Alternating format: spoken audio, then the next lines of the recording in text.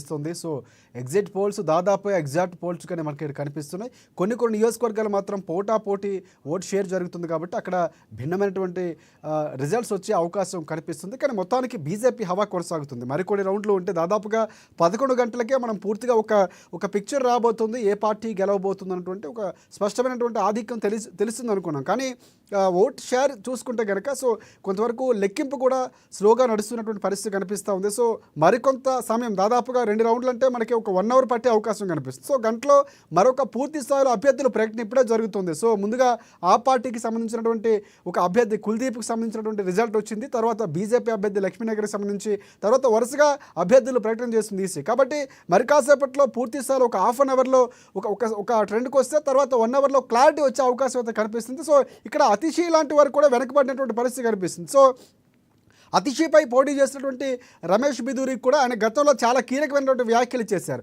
So ఆమె బుగ్గల్ని అంటే విమర్శిస్తూ కూడా అలాంటి రోడ్లు వేపిస్తాం, బీజేపీ పార్టీ వస్తే అంత నున్నటి రోడ్లు వేపిస్తామని చెప్పారు. గతంలో కాంగ్రెస్ పార్టీకి సంబంధించినటువంటి వ్యక్తులు కూడా అలాంటి కామెంట్ చేశారు లాలూ ప్రసాద్ యాదవ్. కానీ సో అది వివాదమైంది. సో అలాంటి వ్యక్తి కూడా అనూహ్యమైనటువంటి ఫలితాలు అక్కడ వస్తున్నాయి. సో ఇటువైపు కేజ్రీవాల్ లాంటి వ్యక్తి కూడా వెనకంజలో ఉండటం, మళ్ళీ ముందుకు రావటం, సో ఈ దోబూచులు ఆడుతున్నటువంటి పరిస్థితి కనిపిస్తుంది విజయం వీరికి కూడా. సో ఈ నేపథ్యంలో పూర్తి స్థాయిలో చూసుకుంటే కనుక గతం కంటే ఈసారి భిన్నంగా అక్కడ ఫలితాలు రాబోతున్నాయి. మరోవైపు ఇక్కడ ఇంకొక అంశం కూడా ప్రధానంగా వినిపిస్తుంది. అంటే ప్రతిసారి గెలిచిన పార్టీ ఓడిపోయిన పార్టీ మధ్య ఒక సాధారణమైనటువంటి ఒక చర్చ జరుగుతుంది.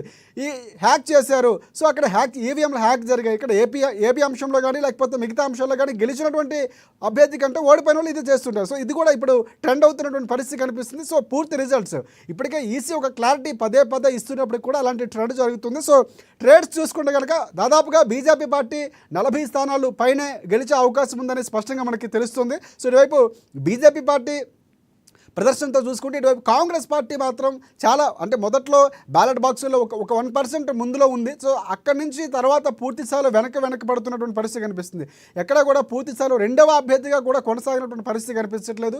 సో ఘోరమైనటువంటి ఫలితాలు ఇక్కడ కాంగ్రెస్ పార్టీ ఎదుర్కొంటుంది. ఒంటరి పోరాటం చేయడం మూలనే ఇక్కడ కాంగ్రెస్ పార్టీకి ఈ రకమైనటువంటి ఫలితాలు వచ్చాయని మాత్రం స్పష్టంగా అర్థమవుతుంది. సో మరికొన్ని గంటల్లో పూర్తి స్థాయిలో ఫలితాలు రాబోతున్నాయి. బీజేపీ పార్టీకి సంబంధించి ఇప్పటికే సంబరాలు చేసుకుంటున్నారు. ఉదయం 9 గంటల నుంచే సంబరాలు చేసుకోవడానికి సిద్ధమయ్యారు. అక్కడ బీజేపీ పార్టీ ఆఫీసు 27 ఏళ్ల తర్వాత కలగా శోభన సంతరించుకుంది. సో మోదీ అమిత్ షా రాబోతున్నారు. 7 గంటలకు వచ్చే అవకాశం కనిపిస్తుంది. ఎందుకంటే అప్పటికి పూర్తి స్థాయిలో రిజల్ట్స్ వచ్చేస్తాయి, అనుకూలంగా ఉన్నాయని కాబట్టి దానికి తగ్గట్టుగా ప్లాన్ చేసుకుంటున్నారు. బీజేపీ పార్టీ అంటేనే ఒక ప్లానింగ్ ప్రకారం వెళ్తుంది. సో ఆ ప్లానింగ్ తగ్గట్టుగానే సంబరాలు కూడా చేసుకోబోతుంది. సో అనూహ్యమైనటువంటి రిజల్ట్స్ అక్కడ వస్తున్నాయి. బీజేపీ పార్టీ ప్రధానంగా ఆ పార్టీపై విమర్శలు ఎక్కుపెట్టింది. రామాయణం అంశం, యమునా నది నీళ్ళ అంశం, ఇవన్నీ కూడా కాంగ్రెస్ పార్టీకి ఇటువైపు ఆ పార్టీని ఇరుకున పెట్టే అంశాలు, దాన్ని తిప్పికొట్టడంలో బీజేపీ సక్సెస్ అయింది. సో ఇదే అంశాన్ని అటువైపు అవినీతి ఆరోపణలు ఎదుర్కోవడంలో ఆ పార్టీ మాత్రం పూర్తిగా పేలవ ప్రదర్శన చేసింది. ముందు నుంచి దాదాపుగా 14 నుంచి 16 మంది అవినీతి ఆరోపణలు ఎదుర్కొన్నారు. ఆపు పార్టీ అంటేనే అవినీతి నిర్మూలన, చీపుడుతో తుడిచేస్తా ఉన్నటువంటి పార్టీ. సో అలాంటి పార్టీ అవినీతిలో కూరుకుపోయింది.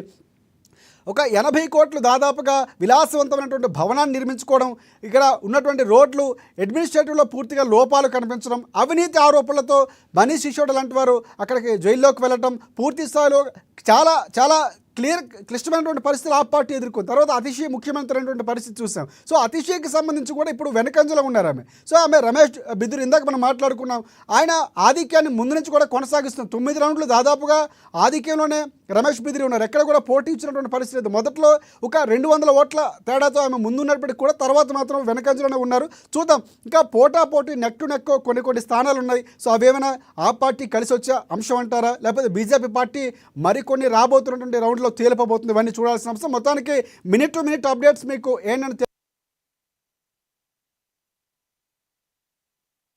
మనకి స్పష్టంగా తెలుస్తుంది.